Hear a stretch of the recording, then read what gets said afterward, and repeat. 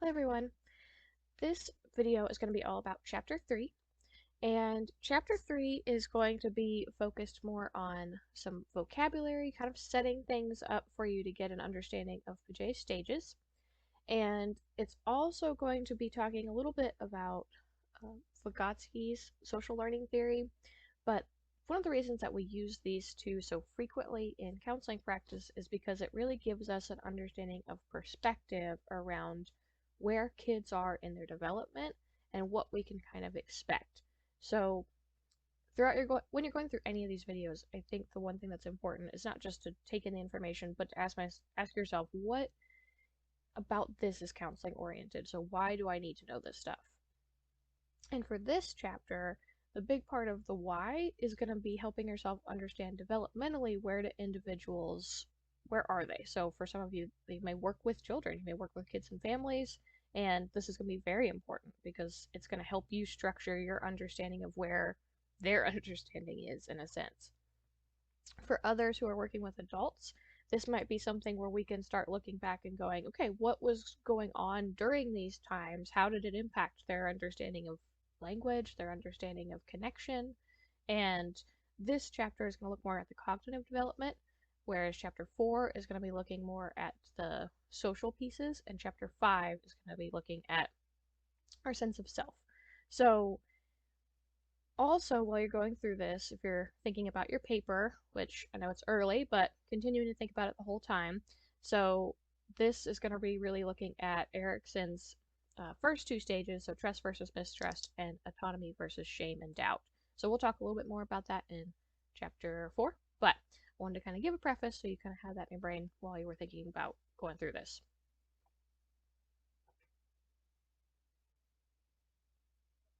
So Piaget's view is that children are active learners.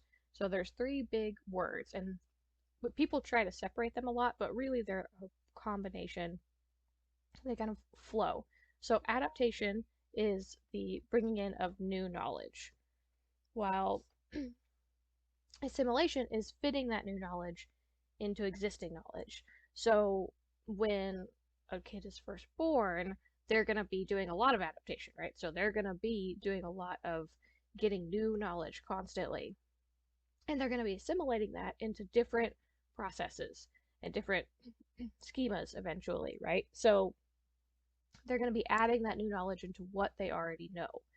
And eventually they will work on accommodation. So they're going to change the knowledge to fit what is new. So if they only understand things in one way, they're going to be assimilating new information into their understanding and then changing their understanding of the world based on that. So, for instance, we're going to talk about object permanence later. That is a form of helping yourself kind of think through this. So adaptation is going to be them seeing an object, right? So when they're little, they'll just be gaining new information. The object is new every single time it comes in front of their face, or it's there or it isn't, right? Assimilation is starting to understand that it's permanent. So it's there and it goes somewhere. They might not really understand where it goes, but it's the same object coming back.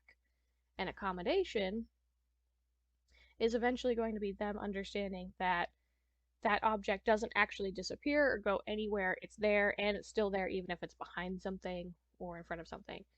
So when we're looking at stages, this is going to be the infant cognition is the sensory motor stage. So obviously they're going to be taking in a ton of information just through all of our senses, right? So what they can see, what they can hear, what they can feel. And obviously, a lot of that happens through putting things in their mouth, right? So anyone that's been around a kid for more than 5 seconds knows that they want to put everything in their mouth, and that's part of that sensory motor focus on gaining more information. When they get to about preschool age, we're going to move into the pre-operational stage. So this is really looking at how are they understanding their abilities. So their way of connecting with the world, how their interactions are meaningful in the world. And when we're thinking about finding these early skills, part of that is being open to those skills, right? So the more opportunities a kid has to test those skills and find those out, which is why preschool is important. We'll get into that a little bit later. But the more opportunities they have to test those out, the better understanding they have of their own skills. So when they're talking about research being domain specific, it's talking specifically about how the mind separates things into different categories. So we're going to have different domains around our understanding of morality and belief, as well as having different domains about how something works, right? So what it's really saying in that last bullet point there is talking about that understanding is necessary, and that term is necessary because someone could be further more understanding in one domain than another. So maybe they have more understanding of their beliefs of how the world works and their morality and sense of causality than they do about why um, when you pull back the little automatic cars or whatever, when you pull those back, they fly forward, right? There's some different kinds of learning there, so there's some different domains.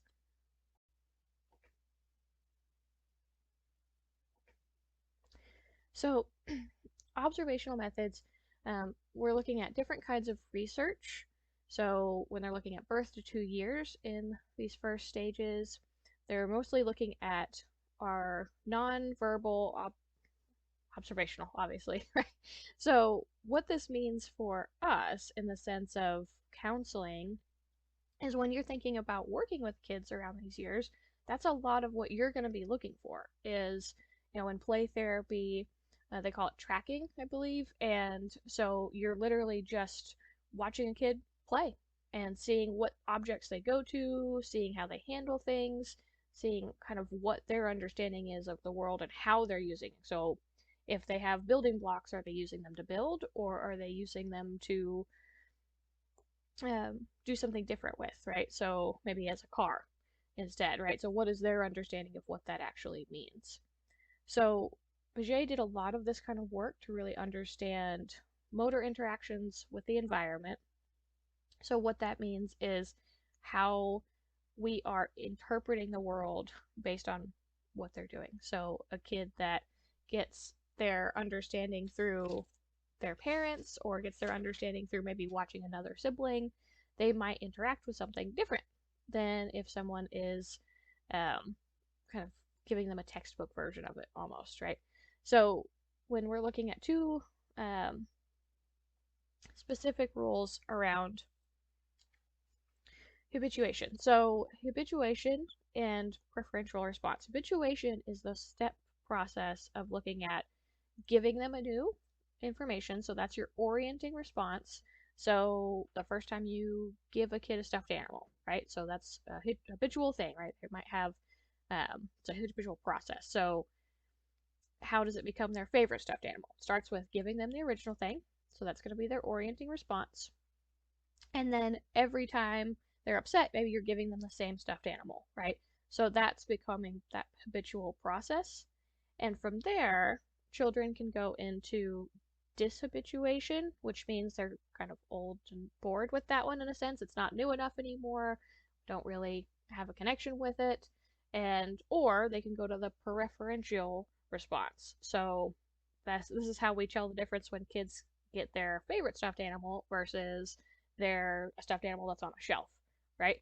Because eventually it becomes something that they can learn how to either care for and really connect with or not.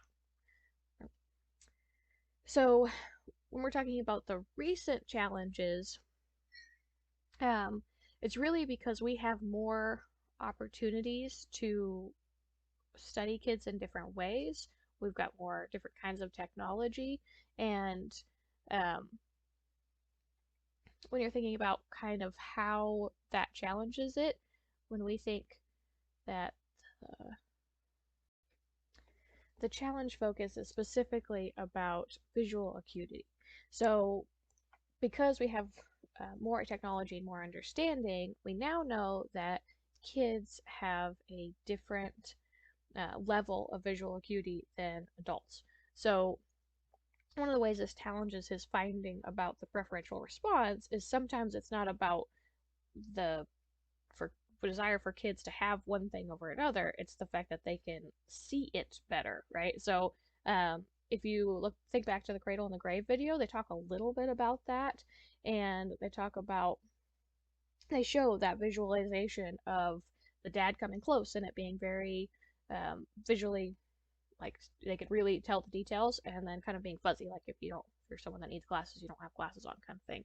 So that's that visual acuity that they're talking about in your text. And it's looking at there's really maybe no preference. Maybe it's not so much about a kid learns to like something more than another. Maybe it's more about the fact that they can see something better. And that's why it becomes more attractive to them, right? Until it gets to an older stage. So when we're starting to think about the sensory motor stage, right, there's this object permanence piece, right? So understanding the concept of objects. And here's also what I want to point out, table 3.1 in your text. So I have the 4th edition of the book, and it's on page 83 for me, so it should be around there for 5th edition too. But it's got this big blue table, and those blue tables are going to be your best friends because they really easily break down the different stages and looking at motor development in grand schemes like gross motor development, so lifting head, crawling, walking, that kind of thing, and then our fine motor development, so what they can touch with their hands, can they grasp onto things, their visual development, so this is going to go back to that visual acuity piece, so where are they in that process, and then their auditory development. So that's something that doesn't have a lot of stages to it unless there are issues with the child's hearing, but it's still something to be aware of to kind of really understand that sensory motor piece of this. So when we start thinking about objects, this is really important because, like we were talking about, this is where they first start gaining views of the world, right? How they're interacting with the objects around them. What is this thing? How do I get it? Right? And they can start seeing things as conceptual and also as in a representational thing, right? So as kids get older, they have their specific things or food, or they look at something green and they know that that's not something they want to eat, right? But at the very beginning of life, this is just all new, right? We're doing all of the adaptation and assimilation right now. We're just taking in a bunch of information. So remembering is important when you're thinking about counseling because it's talking about how this can majorly be how this is developed, because it's really important later in life, right? With the things that we choose to remember or the things that we're able to remember and how that's impacted. Sometimes we create different blocks as adults about this stuff, but as kids, right, recognition is present at birth. So once again, if we think back to the Cradle and the Grave video, you can tell that, or they talk about how voices can be heard in the womb, and that automatically when kids come out of the womb, they're able to start recognizing parents' voices. They start getting better and better at recognizing faces. So once that visual acuity becomes a little more in depth, right, they can see faces from across the room and kind of recognize. And then about 8 or 9 months, we're looking at some more recall and really starting to give more of those understandings and continued spaces, right? So when in the chapter 4, we're going to talk a little bit about that kind of stranger piece and attachment, right? So recall is really important to that attachment piece because they're going to know the difference between, okay, well, I remember you're not my mom or you're not my dad, but this other person is, right? So we really want to be thinking about how that plays a role with separation anxiety and the anxiety that the kid is experiencing.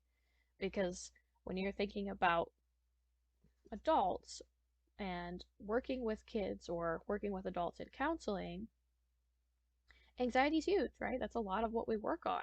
And part of that starts here. So is someone in an environment where they are habitually learning things. They have routines, they've been in a lower anxiety place, so they've given access to consistent people, consistent memories, consistent objects?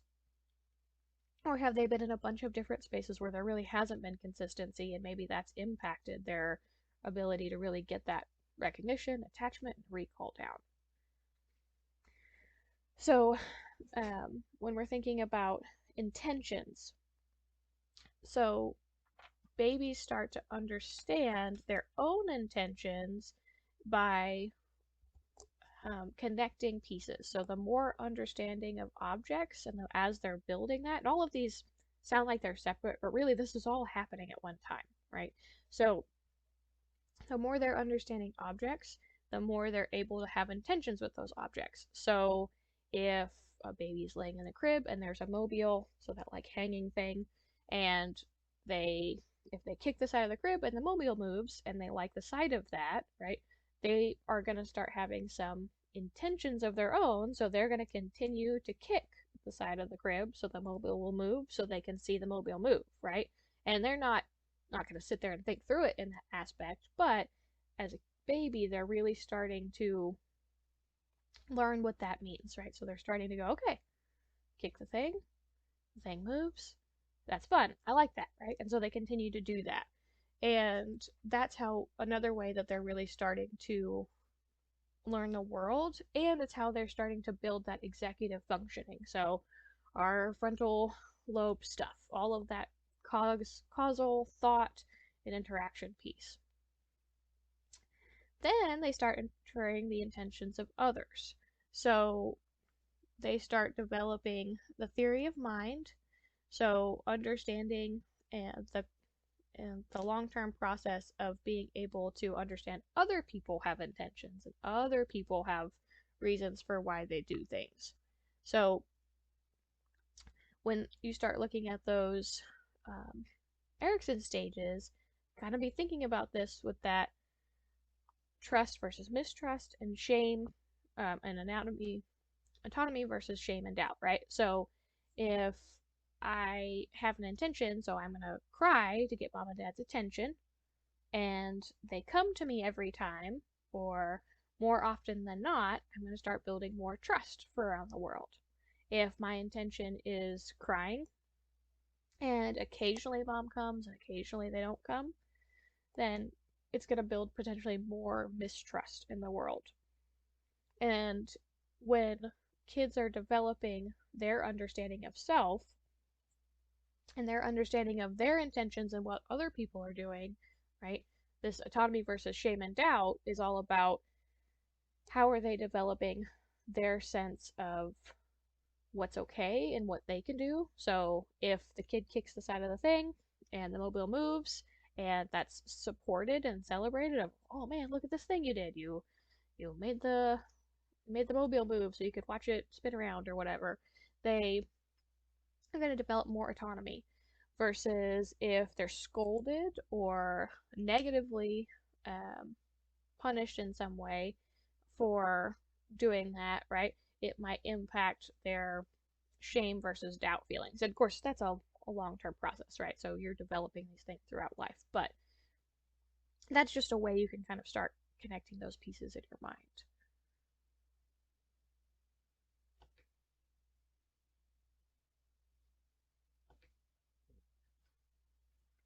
All right, so when we're looking at the preschool age here, we are starting to think about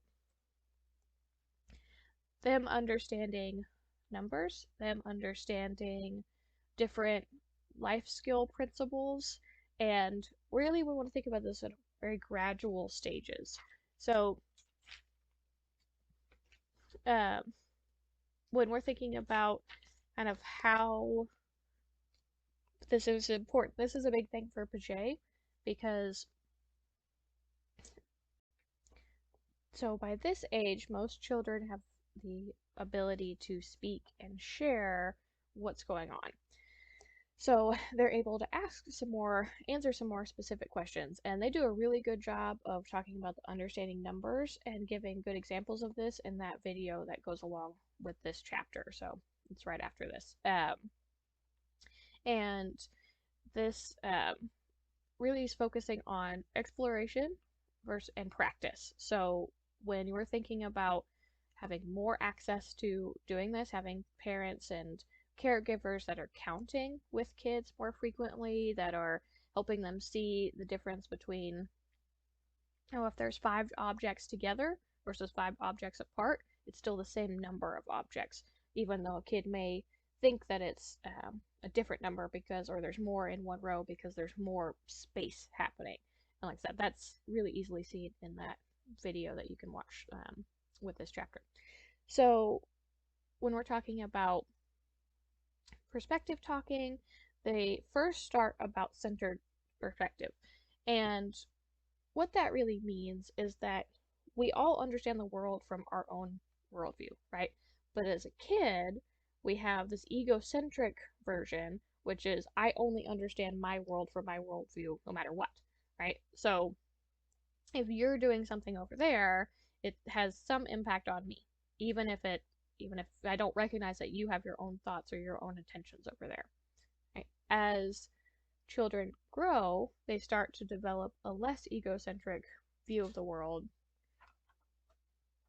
and they're more able to understand how other people have feelings and intentions and their own mind that they're working through, and that they start to be able to take a different perspective. So you see this a lot with siblings as their ages. So if you have siblings close together, as they get older, they have better understandings around the other person's perspective or what they're doing versus just how it's impacting me. So then with the symbolic artifacts pieces, and part of this I'm kind of moving through so that way, just for time's sake, because this is a lot of text stuff. You're going to be able to really read this. I don't have to dig into it too in-depthly, but I want you to really understand why it's important. So when we look at the understanding the symbolic objects, right? So this is going to be how are they putting words with what they're seeing. So if it is something that we think about building on their curiosity, building on the way that they want to see the world, and having their own language in a sense. This really impacts language here, but when you're thinking about, so a kid may have a specific word they use for, like, so I'll just give you a goofy example for my life. My brother he said when he would say grandpa chips, that would mean those like little Frito-Lay chips, because that's like exclusively if my grandpa was eating chips, that's what he was going to have. And so that was his symbolic artifact, right? He was calling them grandpa chips, and we all knew what he meant, but if anybody else said that, they would not, anybody else were interacting, they would not know what that was, right? Because that was how he was understanding that object of those Frito chips, right? So, as kids are developing their language, this becomes more and more important, and this becomes something where they're getting their own view of the world based on what's around them. So, again, kind of looking at our experiences of vocabulary here, right? So, a really good table for this one is table 3.3. So it's going to go through your ages and the different skills that are being developed. So when should, averagely a kid be talking? When should they have clear sentences? When should they be more focused on the babbling kind of thing, right? So when you're looking at the different language development pieces, right? Once again, if you're working with kids, this might be important because you need to know what kind of language you can use that's understandable for that age range. And obviously, no kid's the same, so there's going to be variations. But even as adults, when we're working with adults, there are some pieces that people had different opportunities or less or more opportunities to learn this stuff and to really gain it. And so we might have to change our language around adults and taking more time to explain things, or especially if you're coming from like a CBT focus, there's a lot of vocabulary and a lot of thinking focused words in CBT. And so if you don't have a good understanding of where someone is with their pragmatics, with their understanding of syntax, with their understanding of the language you're using, we could really not be doing a lot of help for that person because it's all just going over their head. And so learning how to kind of get a read of where people are in this process is important. So there's a big section in the middle of your chapter here that's talking a lot about it's 3.4, talks a lot about where helping all children succeed, what that is. And really, the big scope of this, just for time's sake, is to understand that there's a purpose for each one of these things.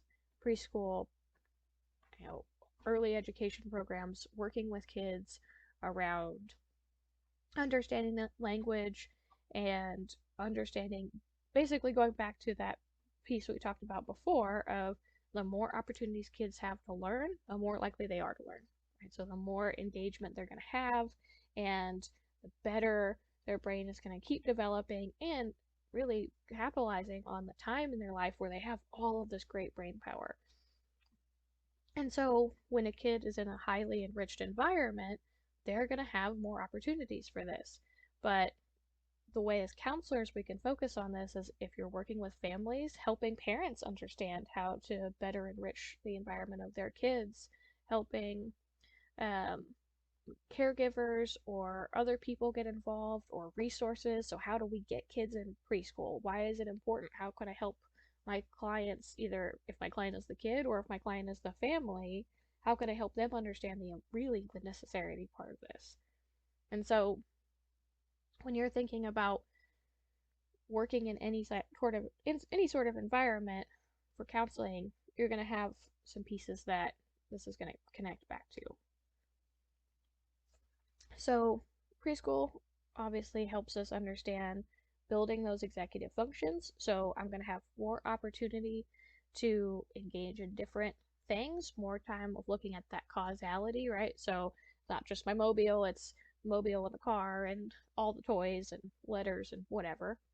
But they're also going to have a better understanding of self in their physical world and along with social. So if you're doing preschool where there's other kids involved, then they're going to be learning more about that trust versus mistrust, that autonomy versus self-doubt piece, and really understanding more of perspective shifting. So they're going to have a better development of um, that reduction of egocentrism, right? So it's not just my understanding of self, it's, well, my the other kid's understanding of their self, or why um, this is necessary for my teacher to teach me in a preschool setting. And then, of course, with language, right? So the more language you're around, the more language someone's using, the more you're going to hear it. So that's one of the reasons we do vocabulary in school all the way up to the master's level and the doctorate level too, is because the more you hear it, the more you're going to use it, the more you understand it. And same thing with our clients. So when we're in session with clients, the more we use those good coping skills, the more we practice with them, the more we remind them of the things that they're working on, the better they're going to use them.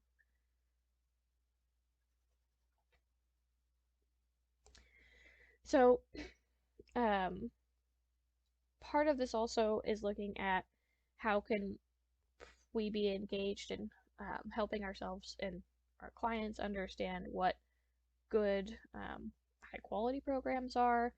So these ones are kind of obvious, right?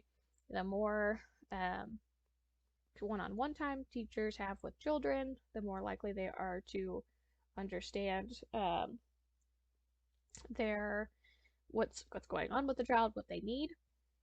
Obviously, we want to have an environment where there's going to be positivity and safety, and then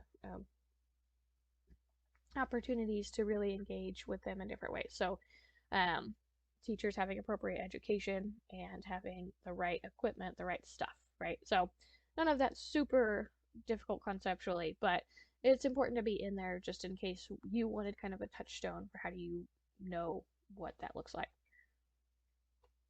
Okay, so last part of your chapter here is talking about Vygotsky's social cultural theory. So this is looking at Piaget's still kind of using those understanding of development, but it's looking at things in the role of in a broader scope. So rather than it just being about that individual child, it's how does the culture and society impact the child's learning. So he instead of looking at learning in this kind of habitual or the repeated thing, it's more about how is this scaffolding happen. So what Piaget would call the accommodation, so the building and bringing new things into the world, Vygotsky calls scaffolding. So the more you know, the you can build on that, right? So think back to a math class. If you start with learning how to add something, then after you understand that, you're going to learn how to divide something. And then after you understand or subtract something, then after you understand that, you can go to multiply and divide, right? Because I can't just jump to multiply because it's not going to make any sense because I don't know how to add yet. So that's what scaffolding is, right? We're building on one thing on another. It's also how a lot of classes are set up.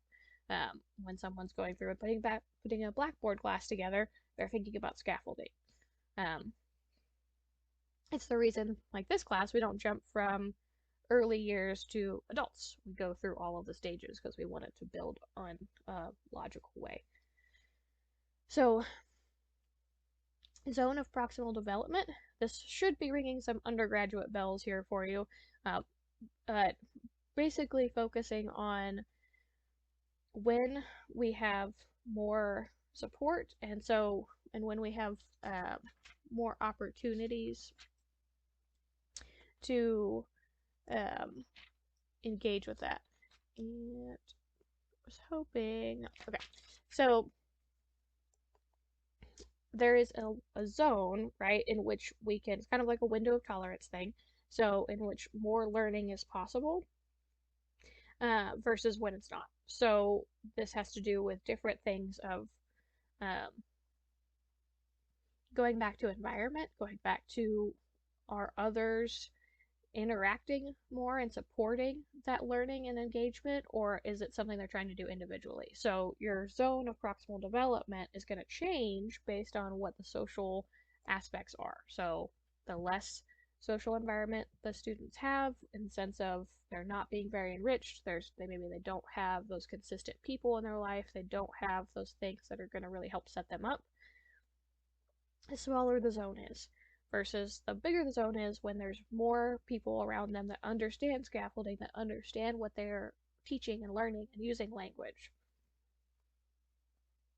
And of course, this is where they really start looking at our inner thoughts versus external things, right? So kids at this age can start understanding that they have their own inner dialogue or their own type of thoughts.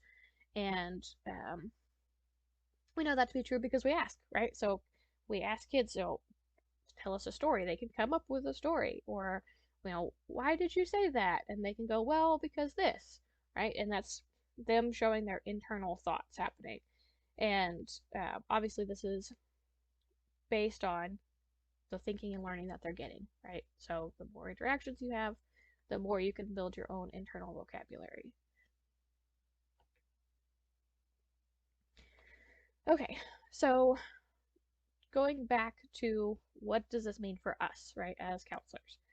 So we need to know what skills are required of us. So what are the things that maybe we want to focus on depending on how we're working with young children or their families and even as adults, right? So what are the things that are going to be required for us that we need to pay attention to? So how are they engaging with the world around them? What kind of language are we using that is positively or negatively going along with their understanding?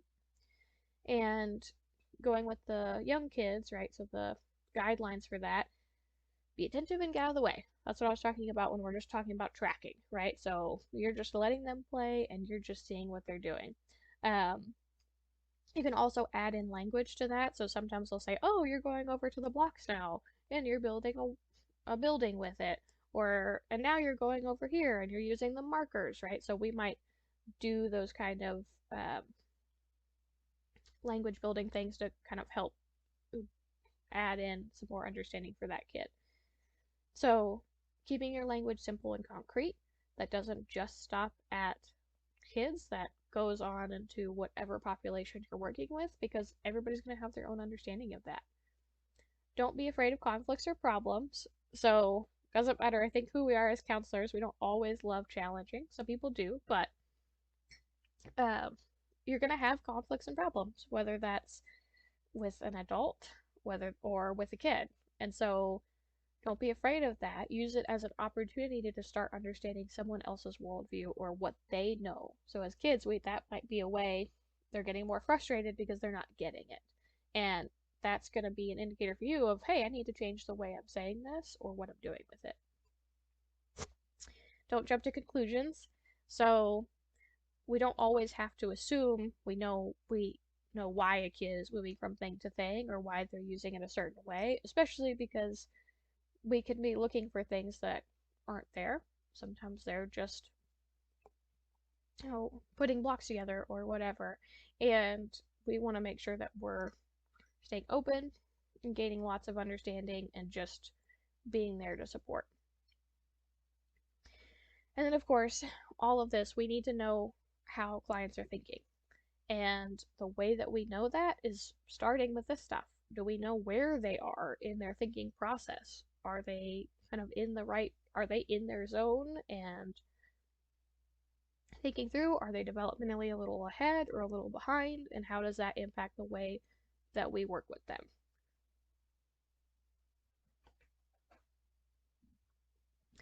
So, I apologize for this video being so long.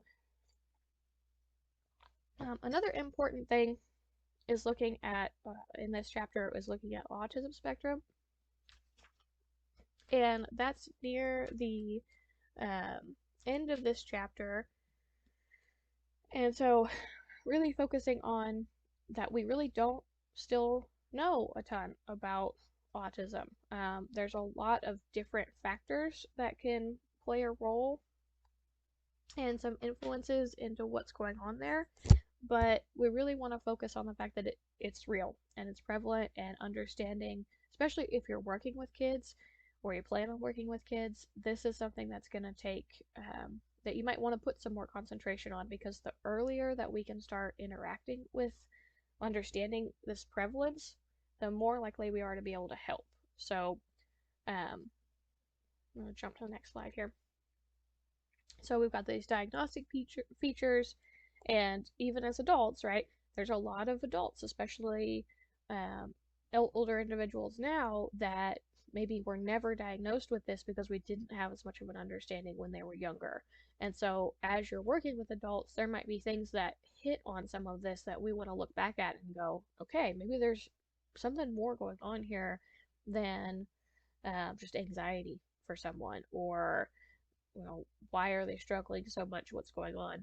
We really want to be aware of what autism spectrum looks like so that way we can accurately diagnose someone. So, with treatment, right, the reason that we want to know this if you're working with kids and families, because early intervention works best. So, the more we start understanding, the better that this is happening, the better we're going to be at helping children get to their year-round, get to their proper treatment spaces. So we want to try to do some year-round treatment. This is really going to be important to have some routines, to have more and more exposure to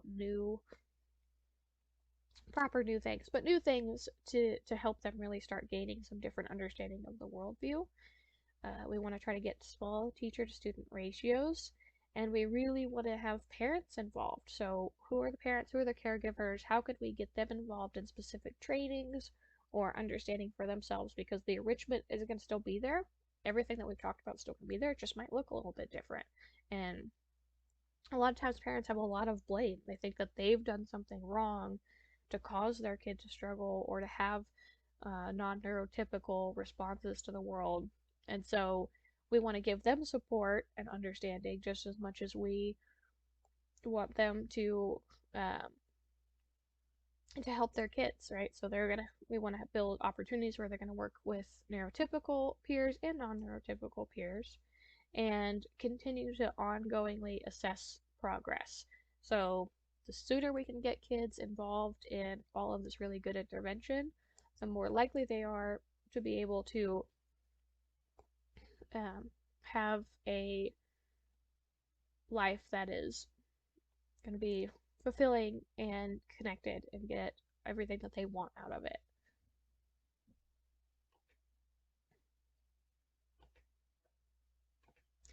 Okay, so as a reminder, you always have access to these slides. They're going to be in there, and then they go right along with your book. And you can view this at any time. And also, a reminder, I know this was a longer video, but just remember you have 2 weeks for this module. So you have more time to watch these. So maybe doing 1 or 2 in the first week, and then the next one in the next week. All right, and if you have any questions or need anything, always feel free to reach out.